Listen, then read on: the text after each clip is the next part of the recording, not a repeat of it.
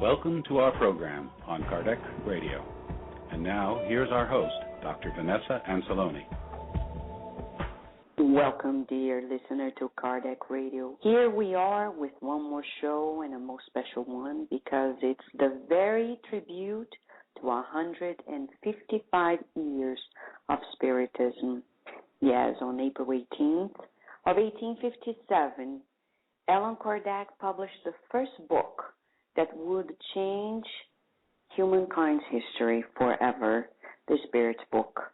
And now we're celebrating this, talking to the very French friend and colleague and collaborator of Spiritism and promoter of Spiritist teachings with a team of devoted French people as Charles Kempf. We're going to talk about Spiritism in France, past and present, and we are here honored to have Charles Kempf with us, who is a notable French Spiritist who has dedicated his life to disseminating the teachings of Spiritism in France, and he's going to talk to us about the Spiritism there. Before we bring our dear Charles Kempf to the presence of Kardec Radio, we'd like to remind you that today we are also talking about the I Honor My Parents campaign. Remember, this is the most important campaign to remind all of us, because we are all children of somebody, and we need to rescue this very important divine law in our lives. I honor my parents. Yes, we know parents are not perfect. We know that they have their own difficulties as well. But irrespective of their mistakes, we are here being called to the rescue of our feelings of honoring them. It's all about how we feel about them. It's about forgiving. If we cannot forgive our parents, if we cannot honor our parents and love them, how will we love and forgive humanity as a whole? So it's most important to rescue that concept and also teach our children about the importance of respecting and honoring parents, because nowadays we went from one extreme, which is the extreme of parents who were abusive and authoritarians, to an era today in which parents became true slaves of their own children. So here we remind everybody the beautiful declaration of true civilization brought to us by Spirit Joseph. Time has come when all needs to resume its order. Society needs family, and family needs parents. Healthy parents, healthy children. No more disrespect. Let us rescue the concept of respect, deference, reverence to one another, and especially to parents. Children's rights are most certainly a natural law of civilized society, but no true civilization exists without the self-evident familial foundation of honoring our parents. This is the foundation of the much-needed campaign, I Honor My Parents. Neither parents are perfect, nor their children. Thus, no perfection can be demanded, but respect for each other's rights and honor for each other's roles. You can go to the Spirit side of Baltimore's website, ssbaltimore.org/campaign. Go there and write down your comment about how you honor your parents, and you will receive a wristband of the campaign, I Honor My Parents. And also you can follow through the program of several activities that will be happening in the Spirit Side of Baltimore, Spirit Side of Virginia, Kardec Radio, and also Spiritist Magazine to promote this most important concept of honoring parents. Right now, dear listener, did you know that Kardec Radio is in more than 58 countries? Yes, it is. And you can share more because people can listen to Kardec Radio from the leisure of their own home, whatever they are, because you can capture it through your smartphone, through iTunes on demand, or live when we are here on Saturdays at 11 a.m. Eastern Standard Time of the United States of America. And you can also listen to the programs through Bezerra Online. Bezerra Online Web Radio is located in Miami, Florida, and it's a trilingual, multilingual radio, Portuguese, Spanish, and English. and they are kindly retransmitting all programs of Kardec Radio, not only on the very day of the show like today, but several other days of the week. And you can enjoy it and much, much more there at Bezerra Online Web Radio at Spiritist.com. You can also enjoy many of the beautiful segments that are being promoted here at Kardec Radio. Kardec Radio is here now promoting beautiful segments from those by Nervin DT that will help us succeed in our workplaces. She has tips and hints about how to perform at job interviews, and also for foreigners to improve their way of speaking well their language by reducing accent and being very clear, communicating clearly at their work environment. We also have our segment Spiritist Moment with Kirsten DeMello, another segment Spiritism in Your Life with Dr. Michael Learns and Joyce Michael Learns from Canada. God at Home, beautiful understandings for families to do their God at homes with their family through the teachings of Spiritism, based mostly on the psychographed book Jesus in the Home by the Spirit Natal Lucio through the mediumship of our dear Chico Xavier. And also the beautiful segment as well, yes, Youth Education on Spiritism with the Master in Education, Bernadette Leal, who is also coordinator of the efforts of Spiritism with the United States of America. You know, dear listener, last week we had some technical problems and our dear Stanley Kriffner could not come to Haunted by Combat interview Spirits in Wars, but we have already arranged it and we will bring it back with you here. Don't worry, very soon we're going to bring that awareness to Kardec Radio as well. And this coming month of May, there will be a lot of beautiful messages there as well. So are you ready to the beautiful history, past and present, of Spiritism in the birthplace of Spiritism, friends? So dear listener, right now, as we are here paying this tribute of true gratitude for the transformation of so many millions of lives around the world, bringing consolation and wisdom. After the first break, we'll be back with you with Charles Kempf on Spiritism, past and present. We will return to our program after these messages. Kardec Radio, live every Saturday at 11 a.m. Nourish your soul with Kardec Radio.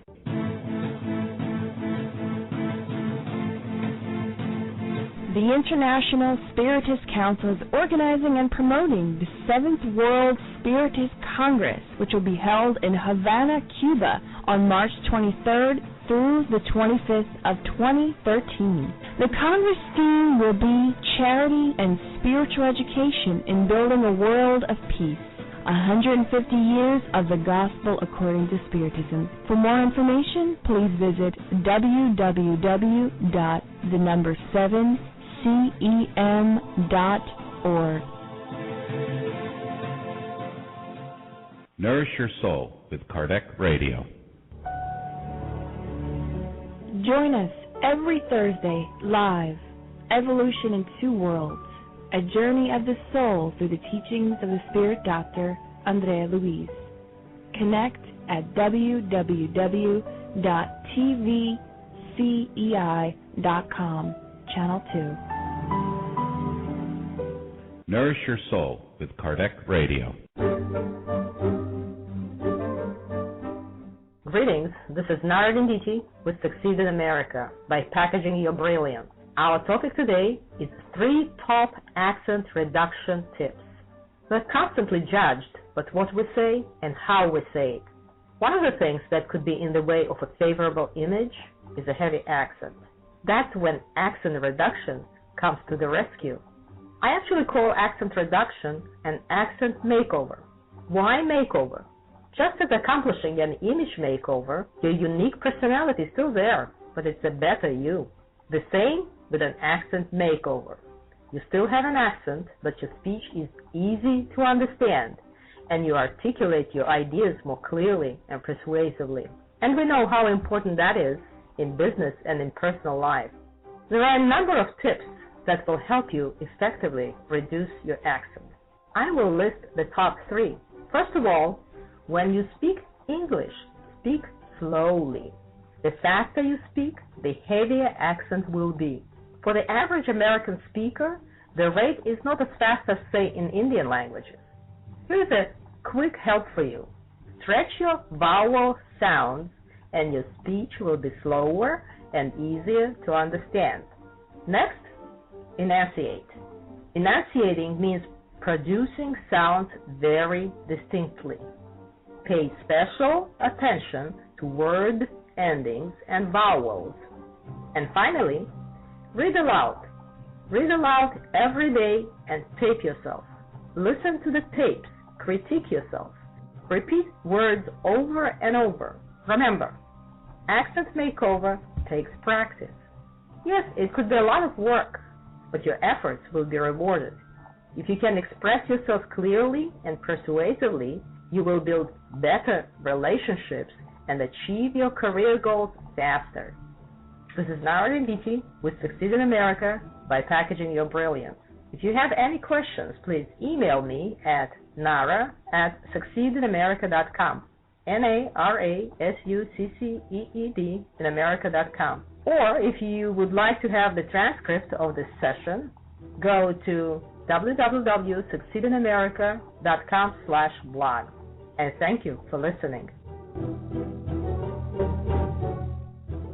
And now we return to our program. So, dear listener, here we are, most honored about the presence of our dear Charles Kempf from France. He's here with us to talk about Spiritism in France, past and present, and also about Spiritism in Europe, because Charles has become a Spiritist and embraced it with so much love and devotion that he became a leading force in Spiritism in France and also in Europe, and congregating efforts of all different sources in Europe, but most especially in France. He's going to be here with us right now, telling us about the beauty of the dissemination of Spiritism growing day in, day out in France, the very birthplace of Spiritism. As you know, we are paying tribute and gratitude to 155 years of Spiritism. This past April 18th, we celebrated 155 years of Spiritism. Charles, thank you so much for being with us at Kardec Radio today. Thank you, Vanessa. Thank you also to all the listeners for the opportunity to talk a little bit about Allan Kardec and Spiritism. So, Charles, can you tell us a little bit more about you, how you became acquainted with Spiritism? My first contact with Spiritism was in 1985. I was at that time living in Brazil, and I was faced with some spiritual problem with a person from my family who suffered problems, could not sleep anymore, and feeling influence. And one day I saw her talking about herself at the third person. No? So she was talking about herself like if it was another person talking. And that, in spite of the psychiatric, all the pills and the things that she was taking, and that didn't help. So we were at that time then looking for an alternative solution to help. And this is how, by chance, between brackets, we came to a Spiritist center. It was in Recife, Pernambuco, which helped us to solve this problem. I was really positively surprised by the charity of this person that helped us spontaneously, immediately, without asking for anything, any money or contribution whatsoever. That after a couple of weeks managed to get a big improvement of the situation, and after a couple of months solved completely the problem. And this is where I heard the first time talking about Allan Kardec. So it's a French fellow, but I didn't know him.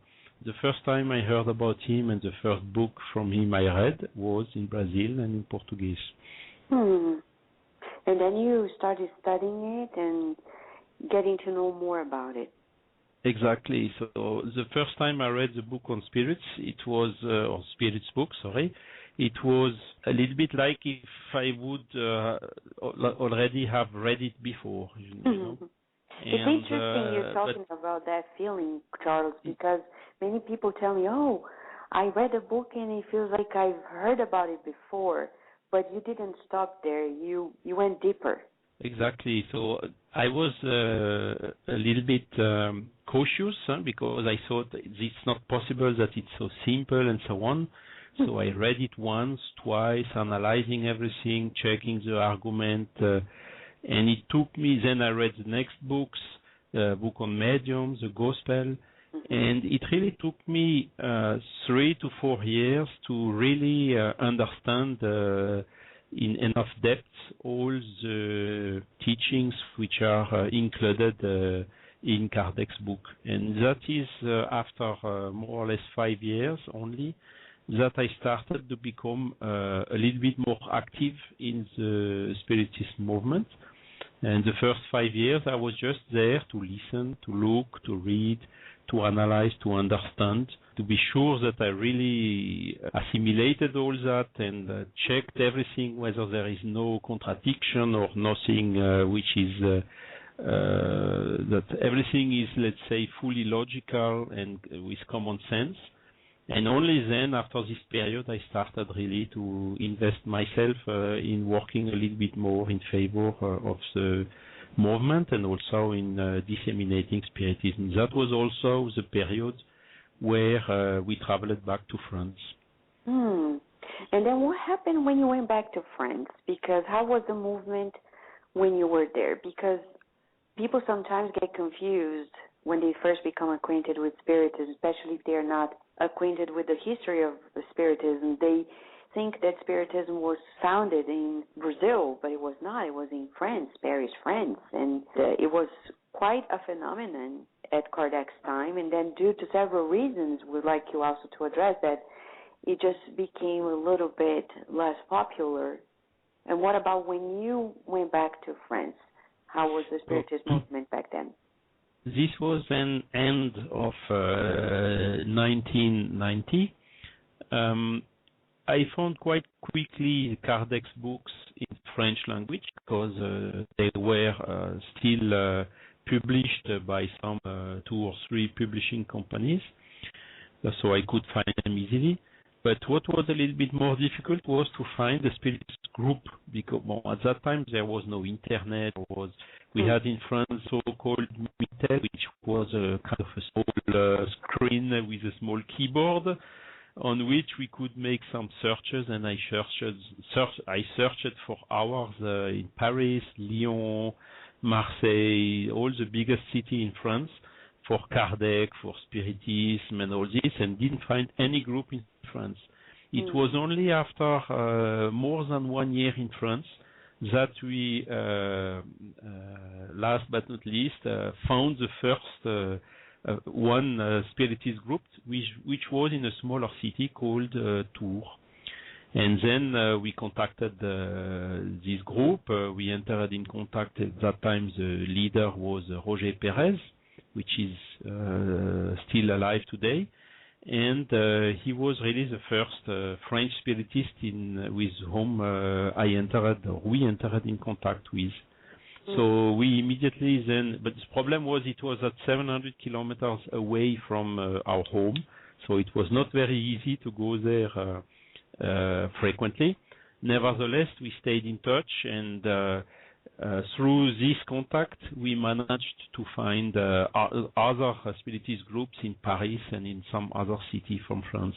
And this is when we started helping and collaborating for instance, in doing translations from Portuguese to French for the Revue Spirit, Spiritism magazine, which was at that time already published by the Union Spirit Française et Francophone, which is a French Spiritists union, and in which we started the collaborating. Okay, Charles, we're going to give a short break, and when we come back, we'd like to talk to you a little more about the Spiritism magazine in French.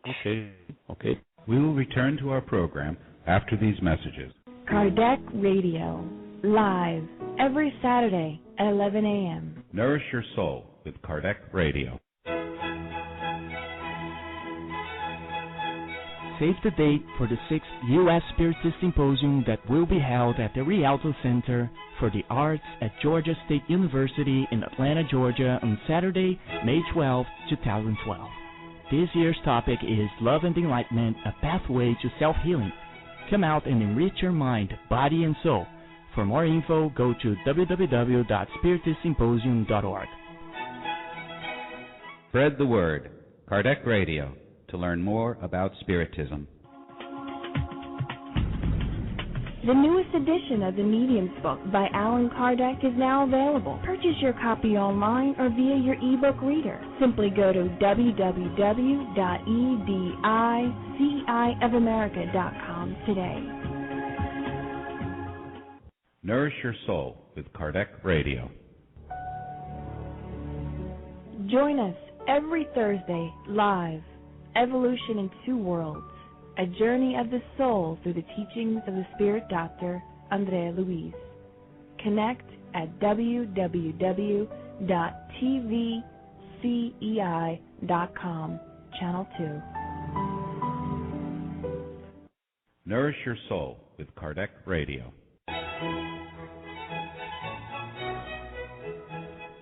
Spiritism for Everyone, the online study of the Spirit's Book and the Gospel according to Spiritism. Spiritism for Everyone meets every Wednesday evening and Saturday morning using the latest technology in web conferencing. You can join in from any computer in the comfort of your home or office, no matter where you are in the U.S. or the world. Spiritism for Everyone is open, free, and requires no registration. To access the web live meetings, go to www.spiritus.us. Spiritism for Everyone is a program of the United States Spiritist Council. And now we return to our program. So here we are with Charles Kempf, a Frenchman, a spiritist who has been making a difference with a good team of collaborators in France and also in Europe, disseminating the teachings of Spiritism and making it available in its practice in several different locations. So, Charles, before the break, you were telling us about the Spiritist magazine. People, when you talked about the several books about Allan Kardec that were published through the efforts, the compilation of Allan Kardec, the teachings of the spirits, one of them was the Spiritist magazine. Can you tell us more about what was the Spiritist magazine at Kardec's time and the importance of it for Spiritism and then the development? So Kardec founded the Spiritist magazine, the Revue Spirit. The first issue was in 1st of January 1858. So he was leading, he started this publishing alone without the help of anybody, not even financially. And he was positively surprised by the big success this magazine had, and this allowed him to make monthly further editions during the whole period of his life, means until March 1869. So this Spiritist magazine then became very well known in France, very popular, and it has been continued by under the supervision of Amélie Boudet, which was Allan Kardec's widow, and so it was the next director was called Pierre Gaëtan Lesmarie, and Pierre Gaëtan continued the publishing of the Spiritist magazine until his death, which was in 1901. And then it was Marina Lemarie, which was Lemarie's widow, and then after his son, Paul Lemarie.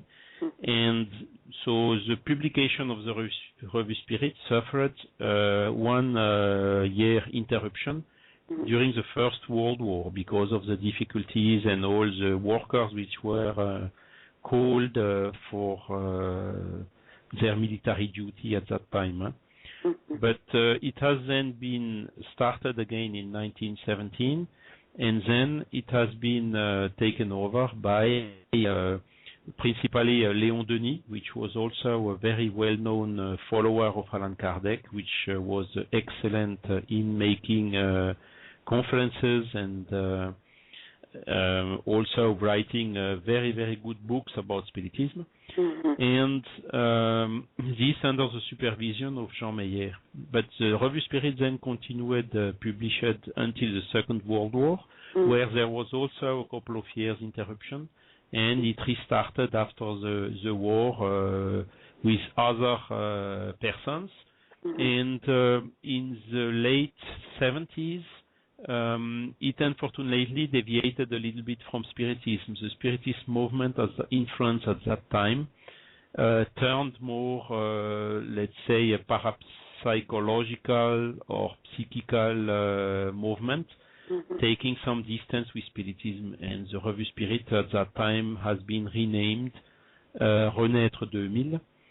But it is the person I already talked to you about, Roger Perez, who was fighting and managed to bring the Revue Spirit under publication again in the late years 1980s. And since this Revue Spirit was published first by the Union Spirit Française and Francophone, which is this French spiritual union, until 1997, and from 1997 the French Spiritist Union entered in talks with the International Spiritist Council in order to, let's say, that this International Council could take over the responsibility and the ownership of this Revue Spirit, which is today the case. And today this Spiritist magazine is published by the International Spiritist Council, and there are several versions, one in French, which is done by people from France, from Quebec, from Belgium, from Luxembourg, French-talking team, which is not only France but also multinational. And there is, of course, also the English version in the US, and which is also a lot of people from UK collaborating. And there is a third version in Spanish, in addition to some other versions that have been published in Russian and in Esperanto and in Portuguese languages. So today this magazine has 154 years of existence. Exactly. And Charles, the importance of the magazine for the listeners is also that at Kardec's time, as you have been telling us, just to clarify it also to the listener, it was a true laboratory for Allan Kardec on publishing and receiving comments and exchanging ideas with the public. And the same is happening today with the Spiritist magazine in different languages, right? Exactly. So at that time, Kardec used the Spiritist magazine as a kind of a communication platform. There was, of course, no forum, no internet, no such tools that we have nowadays. And Kardec used this Revue Spirit to let's say, to publish some texts and some theories and some analysis. And through all the persons which read the magazine at that time and wrote back to Allan Kardec the comments they had on these theories, this allowed Kardec to adjust the theories, to compare, to take additional phenomenon, additional experiences done by other people, confirming or modifying a little bit the theories he was proposing initially. And when we do a deep analysis, we can see very clearly that a lot of chapters he wrote and he put later on in several books, like Heaven and Hell, like Genesis, have been first published in the Revue Spirit, and then we can compare the first version of the theory with the last version and all the adjustments he had made. So it was really for him a platform for testing the theory. Today, let's say it's a little bit different. Of course, the Spiritist magazine has to be modern, has to report on modern phenomenon like near-death experience or other phenomenon that we have nowadays. But it's a little bit less for testing the theory because the Spiritist philosophy bases are now clearly defined in the 5 books Allan Kardec wrote during his life. And today it's, let's say, more to follow the actuality of this philosophy compared, for instance, with the progress of science and with the new phenomena that are appearing.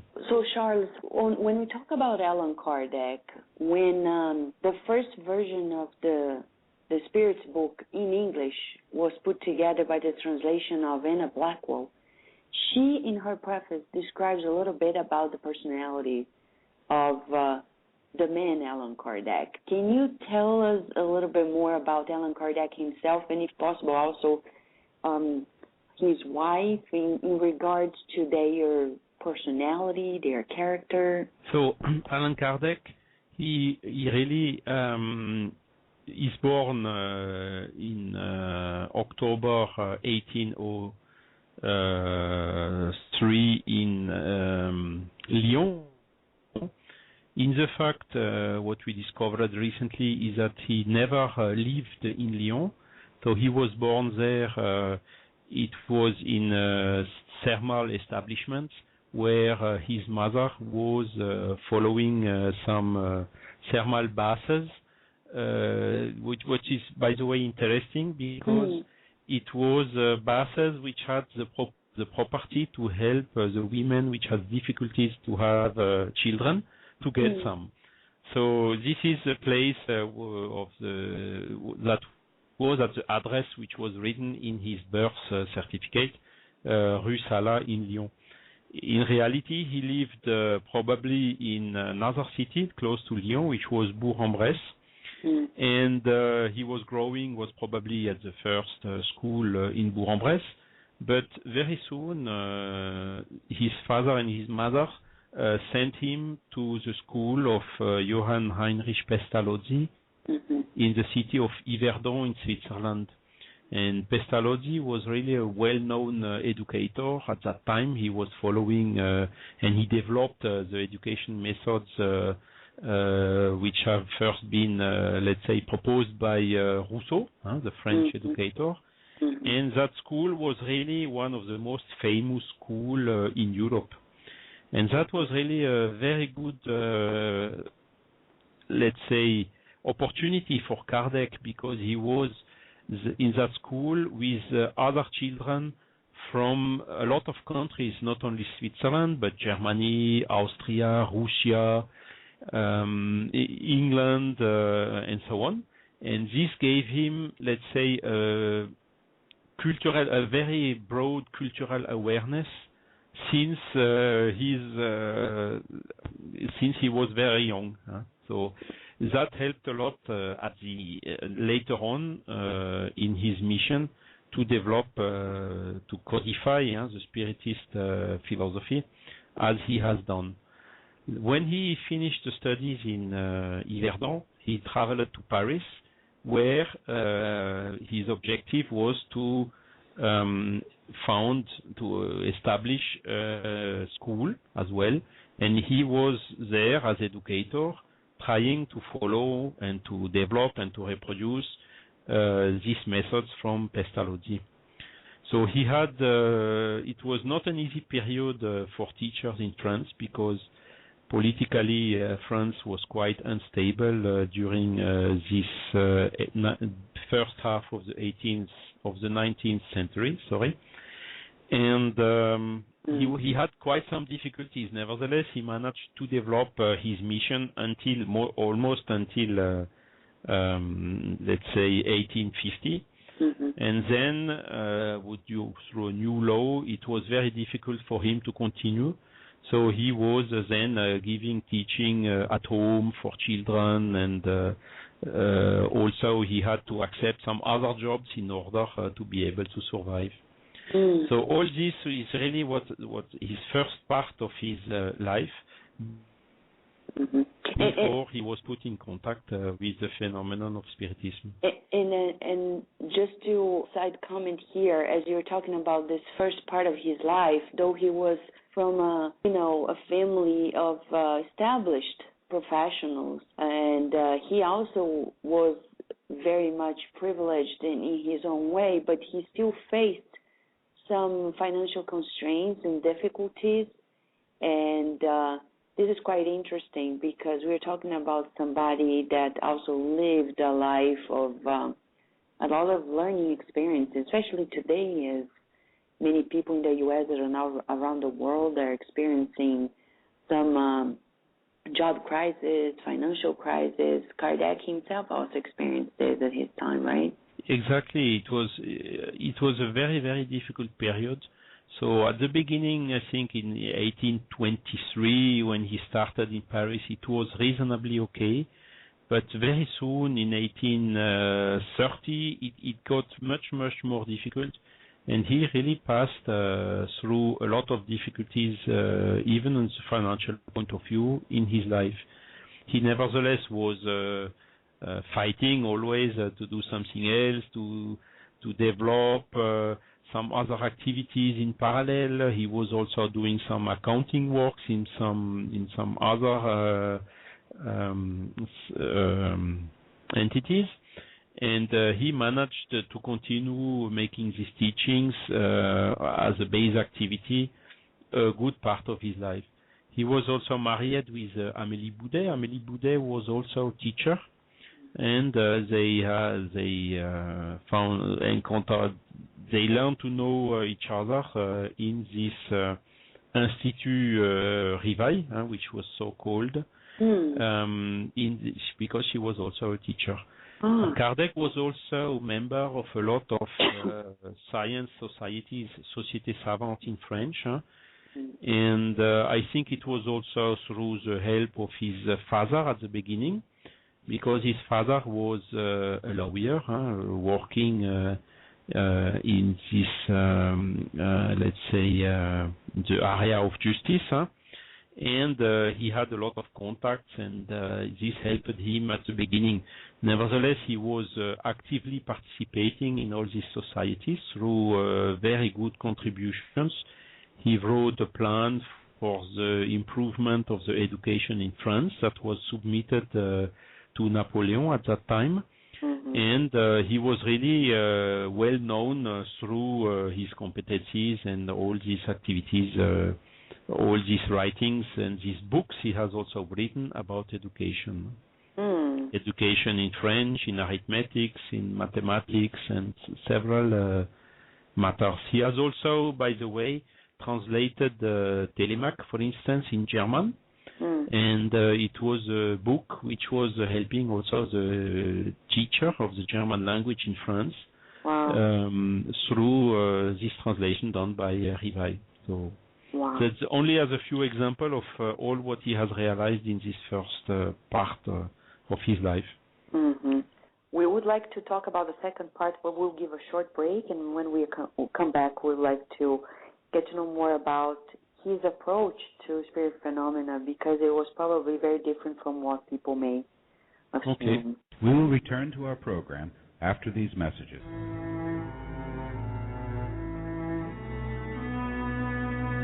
For the first time ever, the book Between Heaven and Earth by the spirit André Luiz, Psychographed by Chico Xavier, is now in English. This is a novel that offers information about the relationship that exists in the activities of the spirit on the two planes of life. Purchase your copy today at www.edysayofamerica.com.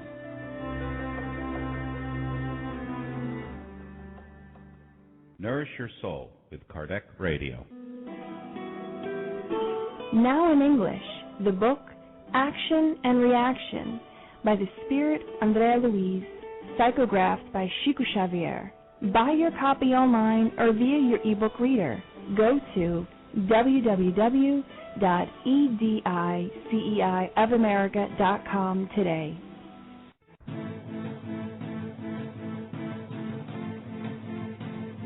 The International Spiritist Council is organizing and promoting the 7th World Spiritist Congress, which will be held in Havana, Cuba on March 23rd through the 25th of 2013. The Congress theme will be Charity and Spiritual Education in Building a World of Peace.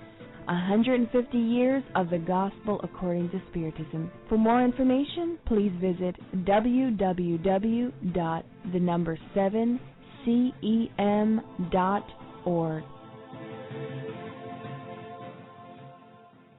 And now we return to our program. Well, dear listener, here we are with Charles Kempf talking about Allan Kardec.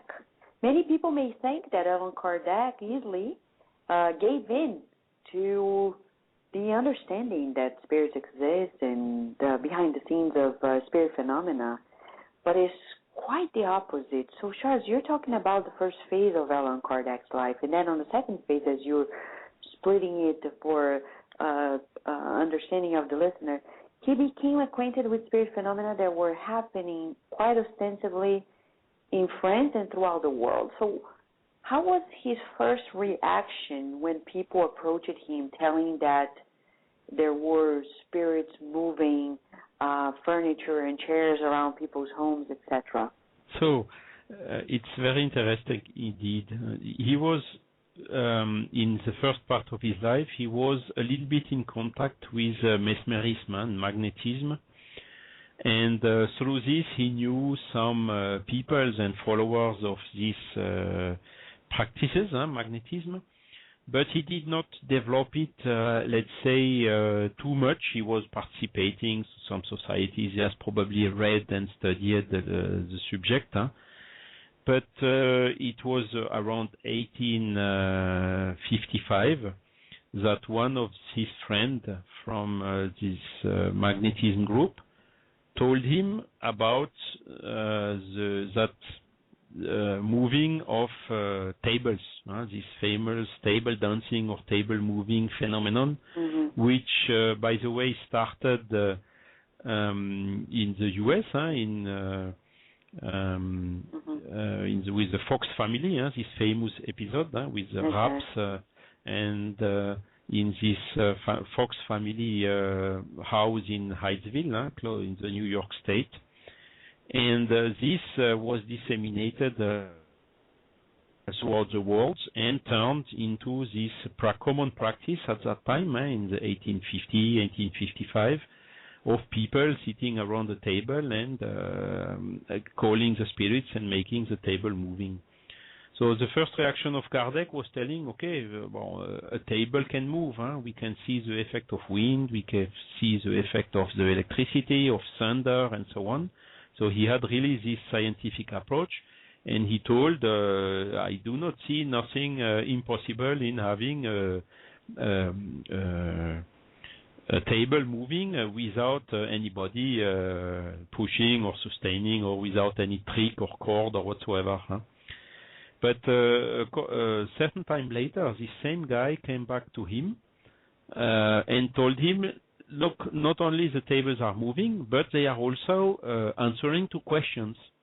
And this is where Kardec became very skeptical, because he told, so if the table is talking and giving answers, you have first to demonstrate me that the table has a brain, that it has all what is necessary to have such reactions. So he was very skeptical at the beginning. And then he heard about this phenomenon through other friends, other persons, until one day where one of these person invited him to come and to look himself, to see this phenomenon himself.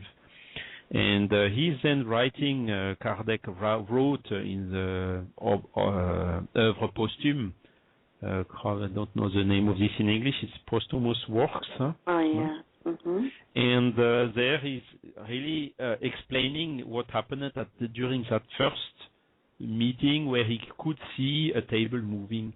And he immediately saw that the table was moving without any trick. Huh? He had this sense of observation, all the details of how that could happen, to look all the participants, to recheck everything, whether there is a trick or not. Huh? Mm-hmm. And he was writing that the phenomenon occurred in a way that it really was out of any doubt that that table during that meeting was moving alone. And he could also see that the table was reacting and moving, answering yes or no through one hit or two hits to the questions that the people made to him. And that was really the eye-opener for him, because the reasoning he made was, here there is really an effect for which I will now really engage myself in looking for what is the cause of this phenomenon. And this is how really he started. So he was skeptical at the beginning, but at the end he was he recognized the phenomenon after his own observation, and that was really the trigger for him to start all the studies, which gave 2 years later only the books, the Spirits book, whose first edition was in 1857. It means 155 years ago now. Exactly. And Charles, what is very striking is that the other day we're talking to people about, William James, how renowned and amazing he was, and many other amazing researchers around the world about spirit phenomena, quite serious researchers, and they all concluded that there is this other realm, there are spirits, etc. But it took Allan Kardec to give it that one extra mile, walk that one extra mile with the moral implications of the phenomena. So he's quite unique, because, as you said, when you became acquainted with Spiritism, it's in Brazil, for example, when we're living there, it's not about the phenomena per se, but the constellation that it brings and how lives are transformed after an understanding of the reality of life, the spiritual part of it. So how did that impact your life as well? Do you think your life changed completely after becoming acquainted with the teachings as well? Yeah, for me personally, definitively, yes. I was from the persons which, before I was in contact with Spiritism, I was, let's say, I didn't care. I was a kind of indifference.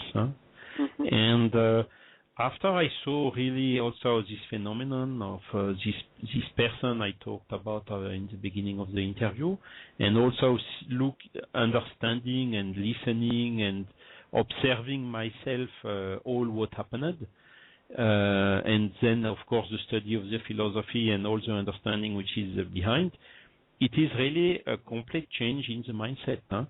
I was educated Catholic because my father, my mother, my grandfather were Catholic, and they liked me to go to the church and whatsoever. But it did not, let's say, it was not aligned with my way of thinking and with bringing the right answers to the questions.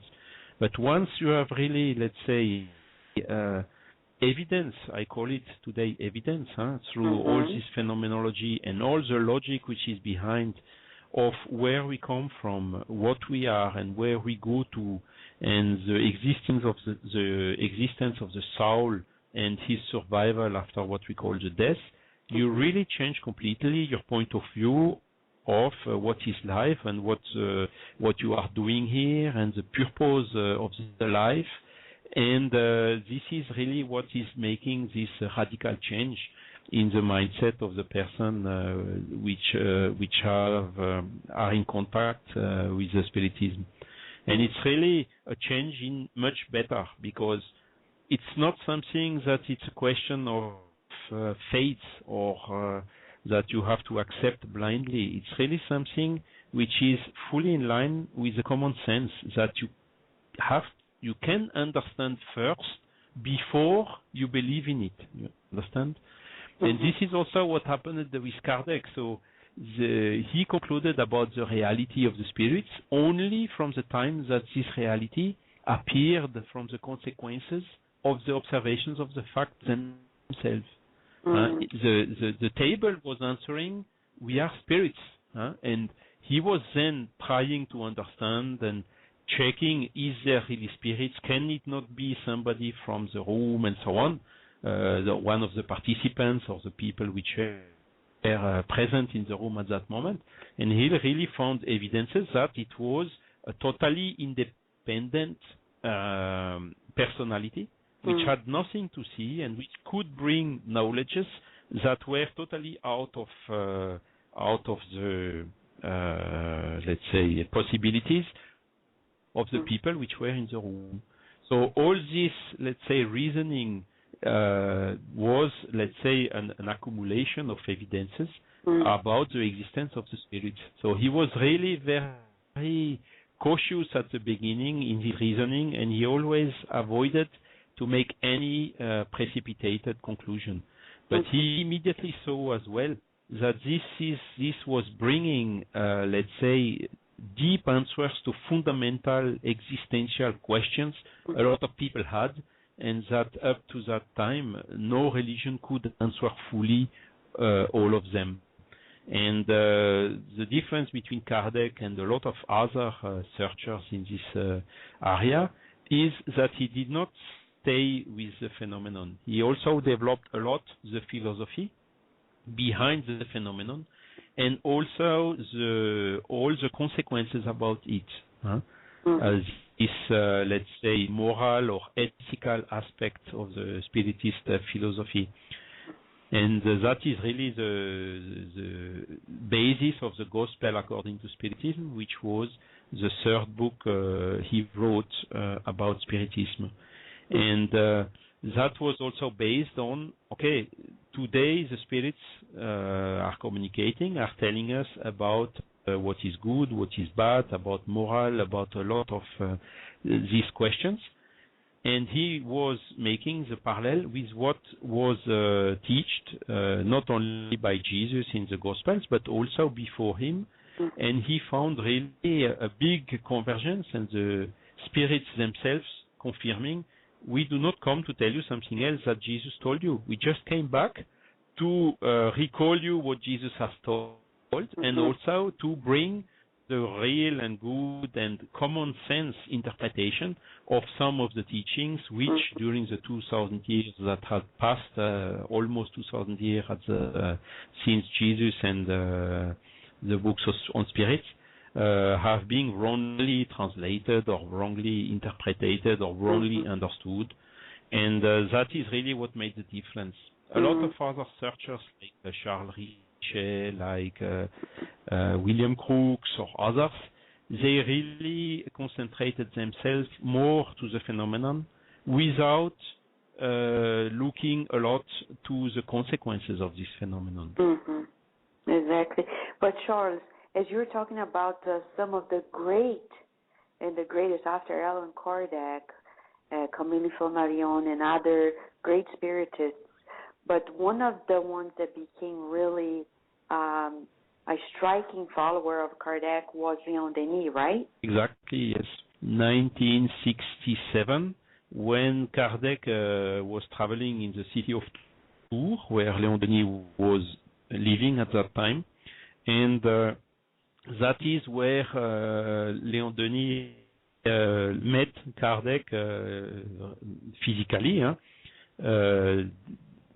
that day in Tours, and Kardec was in Tours and gave a conference, and the young Léon Denis was there listening and so on. He, of course, read already the books of Kardec. That's why he was interested and came to this conference. And then Léon Denis developed a lot also his studies in Spiritism. Yeah. He was really developing the scientific aspect of the Spiritism, and also died in 1926. That's why 1925, 26, 27, France lost the three big, let's say, followers of Spiritism, and it's a period where the Spiritist movement lost a little bit force in France because it was a period between the two wars, and also where the, let's say, industry, the development of the materialism was very strong at that in that epoch. Charles, we're going to give one last break, and we come back with know more about what's happening to the Spiritist movement today in France. Okay. We will return to our program after these messages. Enjoy this new release. Reborn for Love, by the renowned Brazilian scientist and researcher on reincarnation, Dr. Hernani Andrade. This novel describes one of the most extraordinary and genuine cases of reincarnation ever studied by Dr. Andrade's Brazilian Institute of Psychobiophysics Research in Sao Paulo State. Order your copy now at roundtable.uk@gmail.com or at www.roundtablepublishing-uk.com.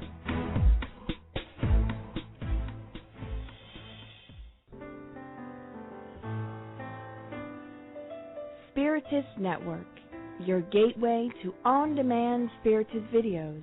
www.spiritistnetwork.com. Spread the word. Kardec Radio, to learn more about Spiritism. Want to find a good way to explain life after physical death to kids or teenagers? Check out the book Message from a Teen in the Spirit World by the Spirit Neo Lucio and psychographed by Chico Xavier. In this book, a teenager named Carlos explains his impressions on the new life in the spirit realm with his discarnate relatives and new friends. Purchase your copy online at www.ssbaltimore.org.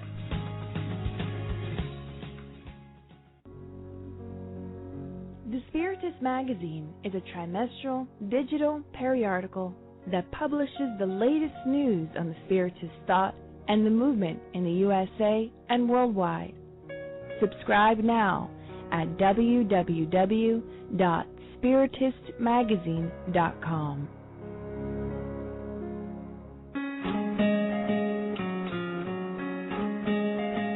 In the book, A Primer on Being Good by the Spirit May, psychographed by the medium Chico Xavier, explains in simple language appropriate for children two paths in life, the path of good or the path of evil. God has granted us the freedom to choose either one. Purchase your copy online at www.ssbaltimore.org. Now we return to our program. Well, dear listener, we are here talking about the good news that Spiritism is strong and alive and going greater and greater in France and around Europe. So, Charles, how is the Spiritism in France today? So today the Spiritist movement in France, let's say there are some, it's not developed as in Brazil, of course, for a lot of reasons we talked about already. Yeah? Brazil really was a country where the Spiritist teachings and the books of Kardec came quite early, means already in 1860. And then they were translated in Portuguese also quite quickly and very good translation. And there was really a huge, big acceptance of these teachings in Brazil, which turned into the Spiritist movement we know today in Brazil, with thousands of groups and millions of followers. In France, as I told already a little bit, it was quite strong at the time of Kardec and until the First World War. But then it lost a little bit force after the First World War, but was still sustained quite strongly by Denis, Flammarion, and Delanne, amongst others. Then it decayed a little bit until the Second World War, and after the Second World War, I mean in the 1950s, it was a little bit weaker, and it lost a little bit of power, and also a lot of followers, they deviated from Spiritism in order to, let's say, orientate themselves more in direction of parapsychology and psychism and other type of spiritualist movements. Nevertheless, it started again, as I told already a little bit, in the 80s, and from that time, it is today continuously growing. So in France, we can calculate that we have more or less 100 spiritist groups. There are probably not so many followers, but it's, let's say, several thousands today. But it's a really strongly growing tendency. The reason is mostly because we have all these books I talked about, books from Kardec, Denis, Delanne, and a lot of others available already in the French language. And one of the characteristics of this Spiritist movement in France is that it is composed mostly from French people, natives, people which are born in France. The same is, by the way, the case in Belgium and also in Quebec, where the majority of the Spiritists are people which are born in the country. There are, of course, also some Brazilian people in France and in Belgium and in Quebec helping and contributing a lot, but it's not the majority. The majority is really local people. And one recent event which is quite interesting is this famous movie, No Solar, that has been launched in 2010 in Brazil, and it's still not, let's say, officially distributed in France, but there are a lot of people looking for it and trying, managing to buy the DVD where they can. And interestingly, also looking for the books. And today we have really hundreds of people which are looking for this teaching of Chico Xavier, through the mediumship of Chico Xavier, and which are coming to Spiritism thanks to this movie. So people are today looking and more for this. There is a big interest for near-death experience. We are also organizing in France yearly these events of medicine and spirituality with doctors coming from Holland, from Switzerland, from Brazil, from France, and making lectures about medicine and spirituality, trying to explain this phenomenon, and it's attracting really more and more people. It is a clear sign that today the paradigm is changing. So the materialist paradigm, which was prevailing in science and in medicine in the last decades, is now slowly but surely moving into a more spiritualist paradigm, where the scientists and in particular the physicians are more and more taking into account the spirituality of the people and the spiritual aspects and beliefs of the people that they are helping. That's beautiful. And you're so right, because at Kardec Radio we have interviewed since last year many renowned names in science in the U.S. and in England and around the world, including Brazil, who have been leading these efforts to make medicine and sciences in general embrace these other understanding that life is much, for sure, beyond what the physical eyes can see. But Charles, you're also the coordinator of the Spiritist efforts in Europe through the International Spiritist Council as one of the members of its executive board. What's happening to Spiritism in Europe in general? Okay, so I really have this huge opportunity to let's say, coordinate the Spiritist movement in Europe. And this function of coordinator, in fact, in the Spiritist movement, it must not be understood as a privilege. About 15 years since 1997 that I'm following this European movement. And at the beginning, there were only very few countries which had the Spiritist movement. It was mostly France, Spain, Portugal, UK, Belgium, not even Belgium at the beginning. So you see it's 4 or 5 countries only. And today we have more than double. I mean, there is in Western Europe almost all the countries, with only 1 or 2 exceptions where still there is no federation. All these are today members of the International Spiritist Council. So most of the, as I told you, in France, Belgium, and also in Spain and in Portugal, the Spiritists are mostly composed of people which are coming from this, originated from these countries. Some other countries it's a little bit more difficult, like UK or like Scandinavia, with the exception of Finland, or Germany or Italy, where, let's say, more than half of the Spiritists are in fact persons from Brazil, which are living in this country. So composed of more than 50% of Brazilians which are living in the country. It is nevertheless, these Brazilians are doing an excellent work because they are helping in translating the books, because one of the basic difficulty is to have Kardec's book translated into the languages in Europe, which are a lot. In Europe, there are more than 30 different languages. So it's a huge challenge for the International Spiritist Council to have all these books translated into these languages, because otherwise, how do you want to talk about to some Finnish people about Spiritism when you cannot tell them what it is about? So it's really this. In a lot of countries, we are in this first step.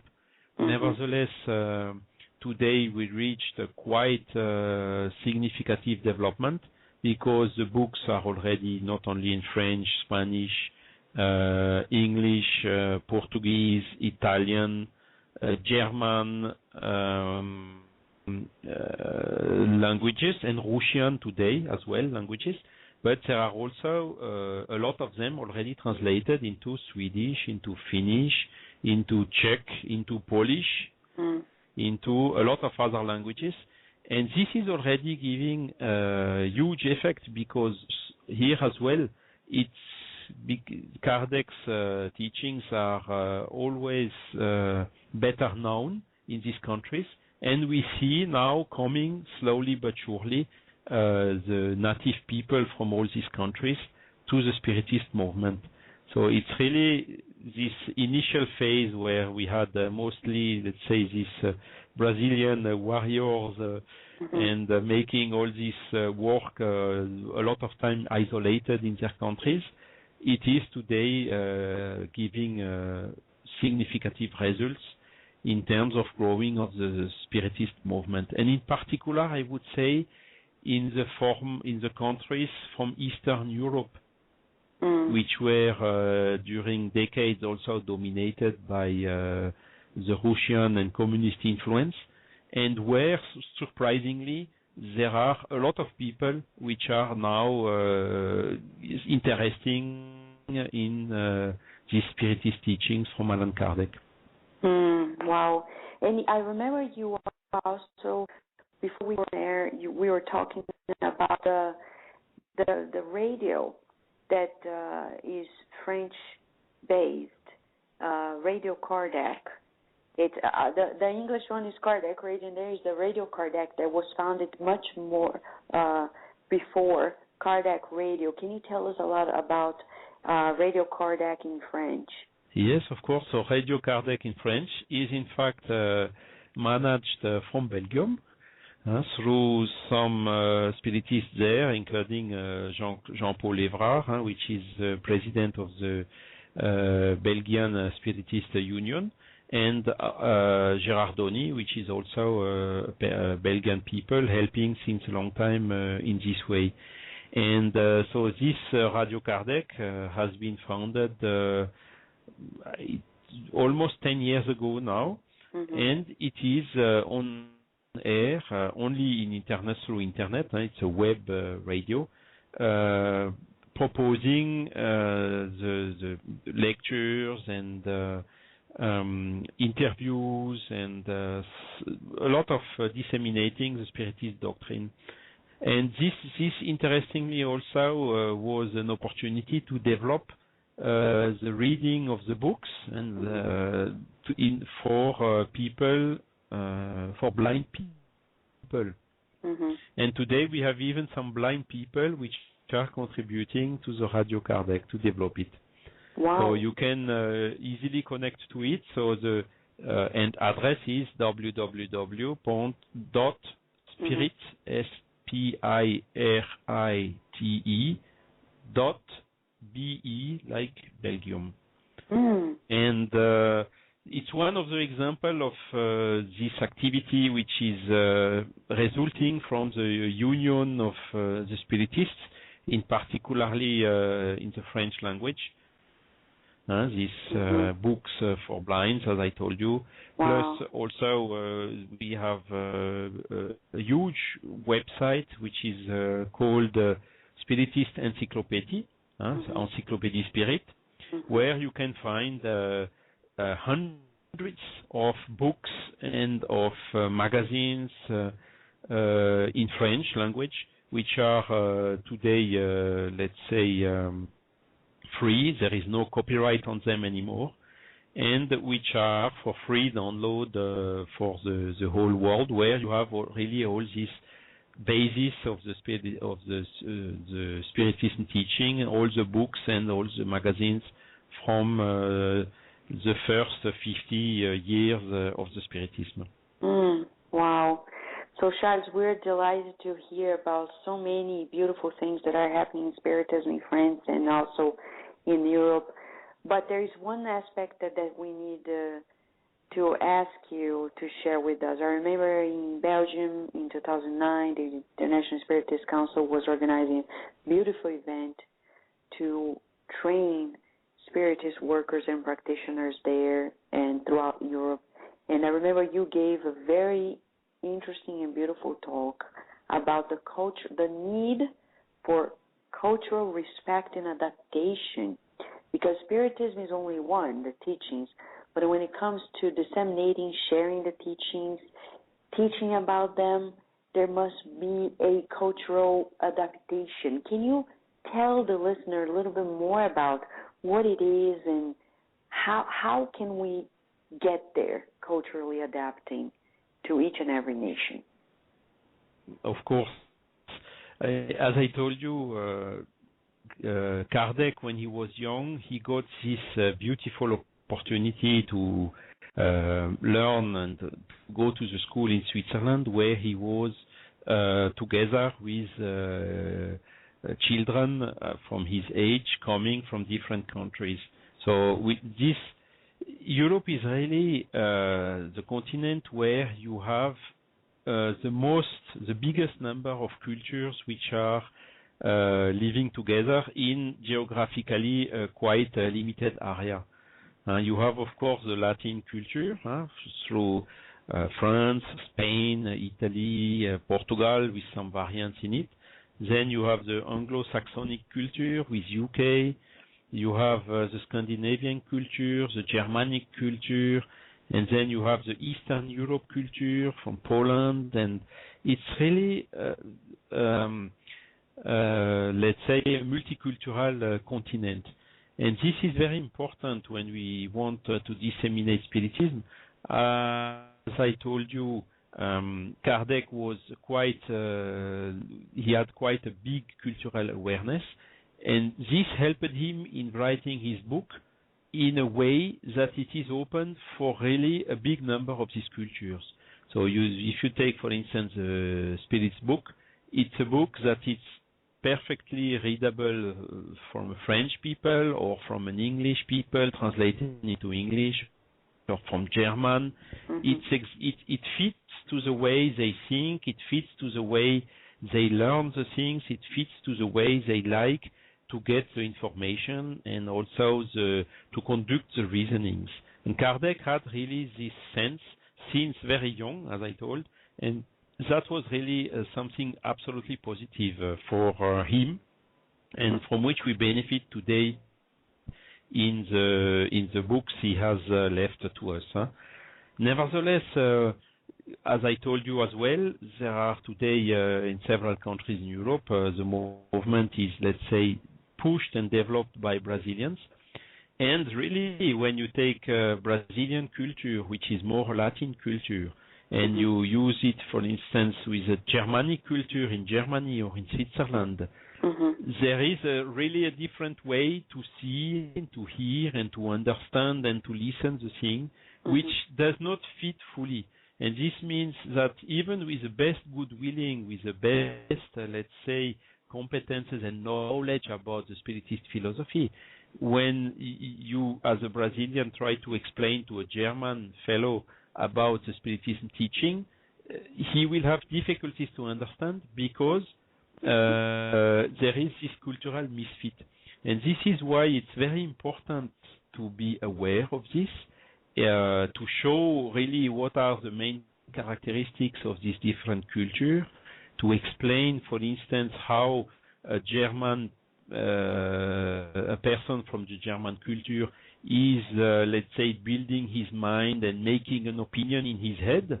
So it's very important to be aware of that, so that you can bring him the information he is looking for in the sequence and in the pace that is really optimum for him.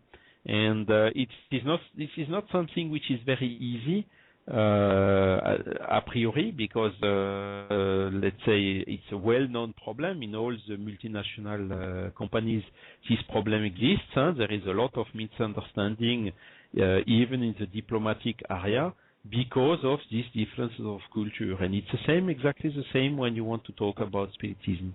So today I was stressing really the importance of this aspect, but I'm also helped through generally what we call the second generation of these Brazilian people living in, for instance, in Germany, which have now sons which, let's say, talk Portuguese because the father or the mother, but also German because they were in the German school. And all these young persons now which are joining progressively the Spiritism movement, they have then perfectly this, let's say, awareness, the good awareness of both cultures. And this is also helping a lot in intensifying the dissemination of the Spiritism teaching within Europe. Wow, that's amazing. So, Charles, we are very honored to have had you here today with us at Kardec Radio, sharing the great news that the consoling teachings of Spiritism are spreading throughout Europe. And what would you tell the listener now as your final comments? So, I'm happy for the opportunity of this interview. I thank you for it. I also thank the listeners for their patience. My English is maybe not so perfect. It's more beautiful. French English, but I hope it's understandable. I think really we can see now currently that there is a transition period in the world, and not only in US, not only in Europe, but also in a lot of countries where surprisingly there were recently some big changes that happened, and from escaping or stopping some difficult political regimes which did not leave freedom to the people and so on.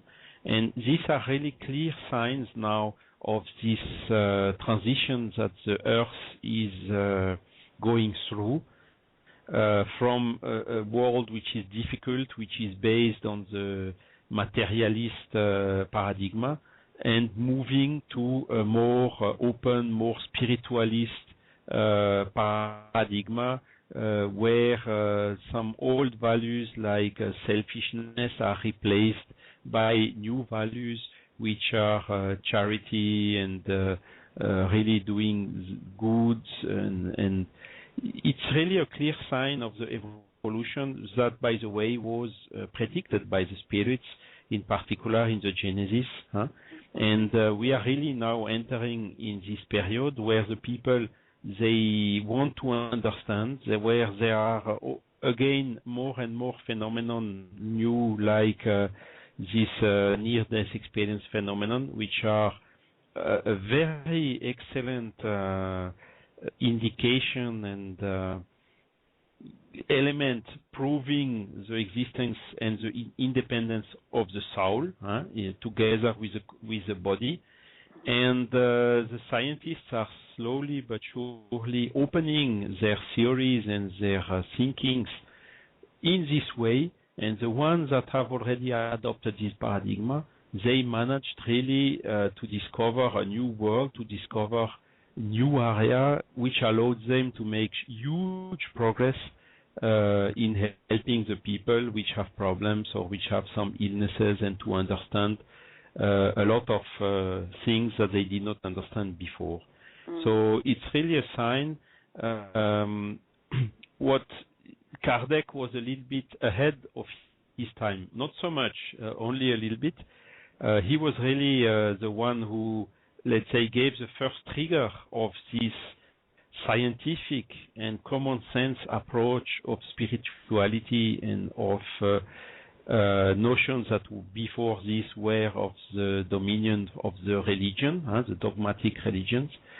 And we can see today in Europe the increasing number of people which are looking for answers to these fundamental questions from who we are, where do we come from, and where do we go to, why are we alive here, what is our mission here on Earth.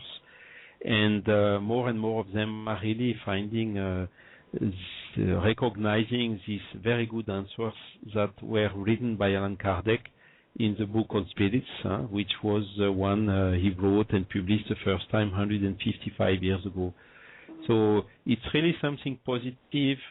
There is no risk about isolation or about any violence or whatsoever. So Spiritism movement is really highly pacific and respecting above anything the freedom, the free willing of any people, which is a value which is very important, in particular in the United States, where we can see the Statue of Liberty. So it's really a key fundamental value of the Americans, and it's also a key fundamental value of the Spiritism teaching. So we really hope that it will help in this movement of moving our world from a difficult world as it is today to a better world where the inequalities and all the problems and all these difficulties we are facing today will become less and less for better societies in the benefit of all the human beings. Wow. Thank you so much, Charles, for being with us, and we hope to have you back in the near future to share more insights about Spiritism and how to disseminate it in a culturally competent way. Thank you. Thank you for the opportunity, and don't hesitate to solicit me again. I'm here at your disposal. Okay? Okay. Dear listener, right now we'd like to give one last break, and when we come back, we're going to stream the beautiful segments here at Kardec Radio, and after the segments, we'll give it to you a beautiful prayer we're going to make together in gratitude to 155 years of Spiritism. We will return to our program after these messages. Would you like to liberate yourself from your life struggles or to find inner balance? The Inner Journey CD has 3 beautiful visualizations that will help you bring harmony to your life. As Joanna DeAngeli tells us to, live in a way that you leave enlightening footprints in your pathway as if they were stars pointing out the pathway to happiness. To find the CD, go to the bookstore on the Spiritist Society of Baltimore webpage, www.ssbaltimore.org. That is www.ssbaltimore.org, and start your inner journey today. Nourish Your Soul with Kardec Radio.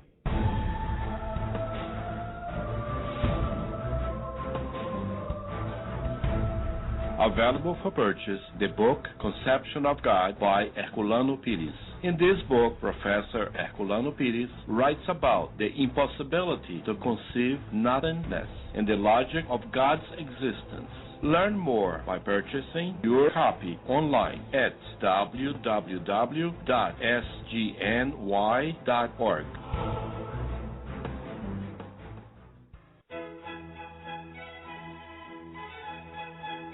Save the date for the 6th U.S. Spiritist Symposium that will be held at the Rialto Center for the Arts at Georgia State University in Atlanta, Georgia on Saturday, May 12, 2012. This year's topic is Love and Enlightenment, a Pathway to Self-Healing. Come out and enrich your mind, body, and soul. For more info, go to www.spiritistsymposium.org. And now we return to our program.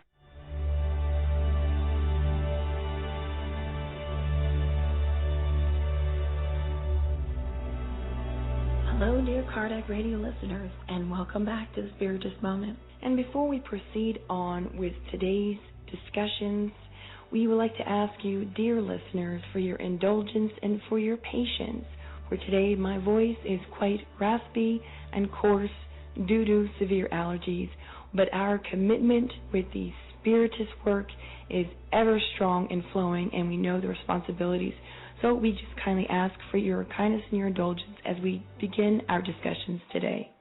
This week is such a special week for us Spiritists, most importantly because it's that we are celebrating 155 years of the Spirit's book, published in 1857 in Paris, France. And well, first, we know when we talk about Spiritism, we know through the codification, through the Gospel according to Spiritism, when we read about universal truths and the universal control of these truths, existed way before Kardec ever was born and continue to exist today and continue to have its pertinence. Well, and Kardec was so well prepared to be the codifier as well. He was a student of the great, late Johann Pestalozzi, who then, and even today, more than a century later, is recognized as a great educator. So naturally, Kardec had all the makings of a great researcher, a great mind, a great scientist, and a great educator. And also skeptical at first of Spiritism himself. It took him a number of years before he really came to it, a couple of years before he actually could begin to dive into the true behind-the-scenes story of Spiritism, if we could respectfully say it this way. Well, we know that Kardec had many mediums, had a team working with him in both realms of life. And the interesting thing was that when Kardec was doing his research, there was a time that he is quoted when he turned to his wife, Amélie Boudet, and he turned to her and said the following statement, and we quote this from the Spirit's book, from the introduction, and he says to Amélie Boudet, "It is a most curious thing. My conversations with the invisible intelligences have completely revolutionized my ideas and convictions. The instructions thus transmitted constitute an entirely new theory of human life, duty, and destiny, which appears to me to be perfectly rational and coherent, admirably lucid and consoling, and intensely interesting. I have a great mind to publish these conversations in a book, for it seems to me that what interests me so deeply might very likely prove interesting to others as well." Well, It for sure, Kardec, and his time and today, that thought remains true. Many times we find ourselves reading the Spirit's book and thinking to ourselves, wow, I would have had or asked the same questions.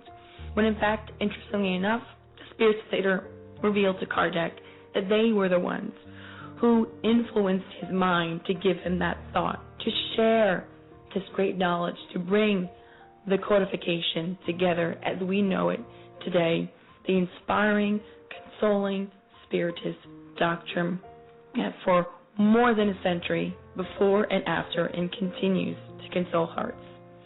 One last thing, dear listeners, and the following message from the Spirit's book, from the Prolegomena, is the following last paragraph that the good and noble spirits share with Kardec, and we also, dear friends, dear listeners, desire to share with you all as well. And it's the following that the good noble spirits say. Remember that good spirits only aid those who serve God with humility and a lack of self-interest. They repudiate anyone who uses the way of heaven as a stepping stone to earthly things, and they withdraw from the proud and ambitious. Pride and ambition will always be barriers between human beings and God, and they are a veil thrown over the celestial splendors, and God cannot use the blind to explain the light. Wow. What powerful words that the good and noble spirits share with Kardec and others at that time, and still these very words ring true for us today. And these are some beautiful educational thoughts and empowering for us to remember to be more humble and to remember the greater cause, the greater good of this work that serves humanity as a whole, to unite not just spiritists, but all of those from all different backgrounds. And that is the universality of these teachings and the consoling doctrine. So, dear friends, as always, we wish you many blessings and like to encourage you to go and read the Spirit's book from cover to cover, devouring each word, researching each word, and allowing it to pour over your soul.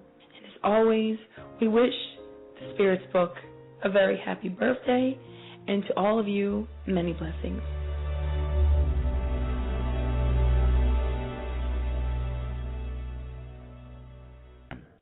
Hello, dear Kardec Radio listener. Welcome to our segment, Spiritism in Your Life. Today we're going to talk about addictions and how Spiritism has changed our way of understanding addictions in our society. Studies show that up to 40% of admissions in hospitals are related to substance abuse and the sequelae of substance abuse. And this affects all ages, all races, everyone, independent of their background. Studies also show that initiation of drug use and the early patterns of use are strongly influenced by social and familial factors. And this is very important for us to understand the role of our society and our family in this major problem. Addiction is much more common than we think, and it actually can be very close to us, in our family, within our friends, or people very close to us. And the complications of substance abuse are numerous. Most of them are life-threatening complications. One of the first things we have to keep in mind is how to recognize it. In order to do that, there is a simple questionnaire that we can ask ourselves, and that can definitely help us open our eyes to this matter. First question is, have you ever tried to cut down on your alcohol or drug use? Second question is, do you get annoyed when people comment about your drinking or drug use? Third question, do you feel guilty about things you have done while drinking or using drugs? And the fourth question is, do you need an eye-opener to get started in the morning? So now it's up to us. Are we answering yes to most of them? If so, I think it's time for us to start recognizing the problem and seek help. Spiritism has helped us tremendously in understanding the causes and the effects of substance abuse. We know today based on multiple descriptions and reports by discarnated spirits that substance abuse generates a very complex perispiritual process that will generate imbalanced energies, translating into manifestation of many diseases in the physical body. Another thing that Spiritism clarified to us, there is a significant influence of discarnated spirits in all those who are abusing substances, as described in the book In the Domains of Mediumship by André Luiz, psychographed by Chico Xavier, where André Luiz describes in detail. It's a very sad scene where the discarnated spirit is actually inhaling the smoke and also mentally feeling that alcohol too. At the same time, he's influencing the incarnated spirit to drink and smoke more and more, and they live through that relationship, which is very sad. Another very important thing brought to us by Spiritism was the idea of indirect suicide. And this is very well described in the book Nosso Lar by André Luiz, psychographed by Chico Xavier. André Luiz, when he wakes up in the spiritual world, he's faced with a situation that he could not understand. And the situation was that he was being accused of committing suicide, although in his mind he did not commit suicide. But then he was explained that because of his use of substances, alcohol, his lifestyle, he was indirectly shortening his lifespan. And in other words, he was indeed committing suicide. Now that we're coming to the end of our segment, we're going to come up with ways to help people that are going through these difficulties. And there are three key points that we have to remember. The first thing we need to do is identify the problem, because treating starts when the problem is identified. Remember that based on our free will, we have to be accepting the treatment, and we have to actively seek treatment. Number two, seek medical help. Modern medicine has multiple tools that can help us overcome substance abuse. Number three, seek spiritual help, and that could be done by prayer, charity, working in your inner transformation, and visiting a spiritist center that can bring you a lot of new information, can help you with this inner transformation. Thank you all, my friends, and let's remember the message that Jesus brought to us. Love one another. God bless us.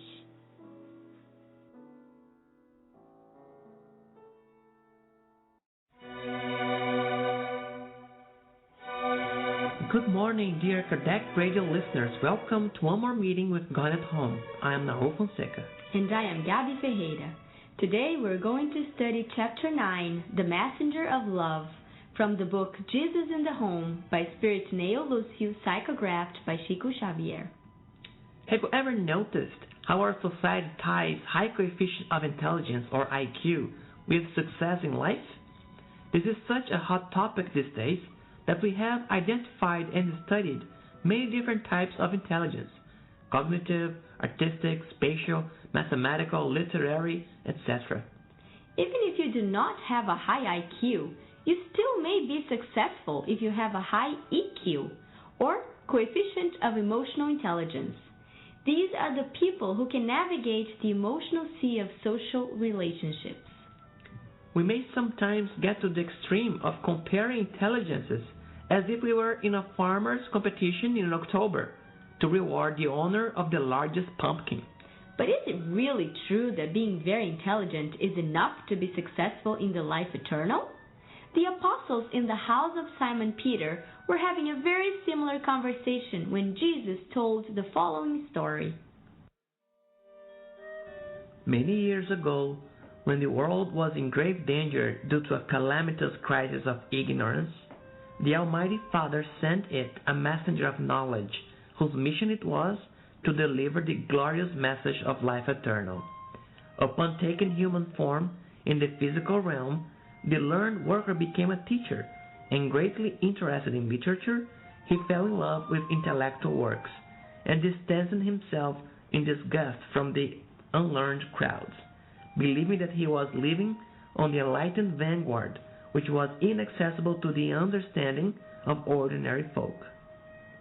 When the merciful Lord saw that the man was unable to live up to his commitments, he arranged for the visit of another messenger of knowledge, who after some time became a revered doctor.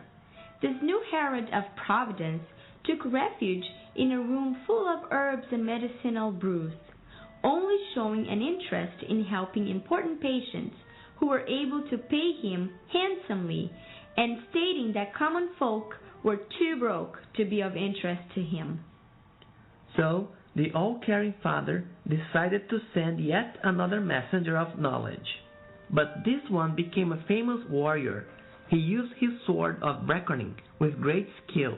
He sided with cunning and vengeful men, and shunning the meek and poor, he stated that only purpose of such people was to point to the glory of the bloodthirsty conquerors.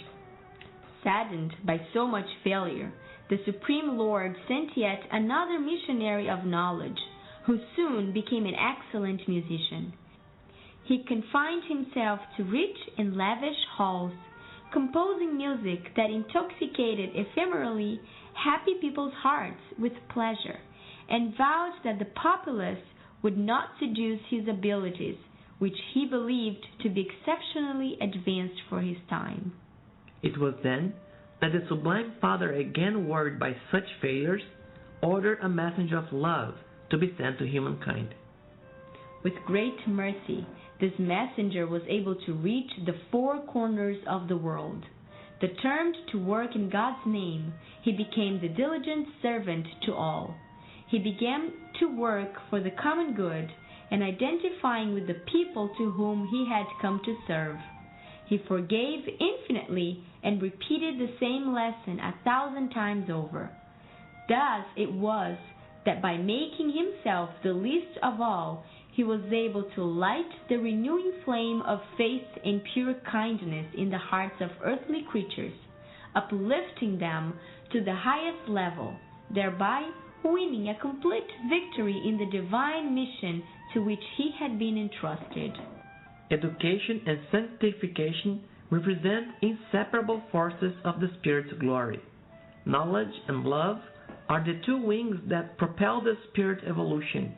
In the history of civilization, intelligence has usually developed first, but those who love are far ahead of those who merely know. All of us have been born with gifts of intelligence, like the messengers of the story. We are heirs of our own past experience.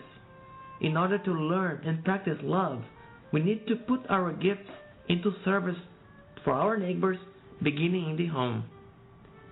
If they are impolite and rude, educate them with silence and kindness. If they do not know good manners, they need your example. Dear listener, in true gratitude to Spiritism, let us all now join our hearts and say a true heartfelt prayer. Dear Lord of life, thank you for bringing these teachings that transform our lives. Blessed be all those who made these efforts. Especially, we thank you for sending Jesus Christ to us and back again as the promised consoler in Spiritism. Our dear educator Allan Kardec, his wife, and all the team of workers of the beyond, together with the mediums of his time, in this beautiful work at Four Hands.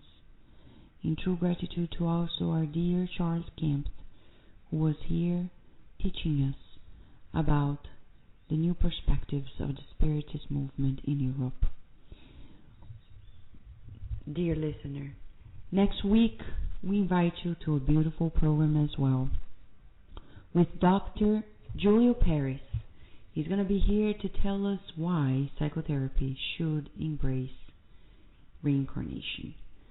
We wish you many blessings, and we'll see you in a week. Thank you for listening to Kardec Radio.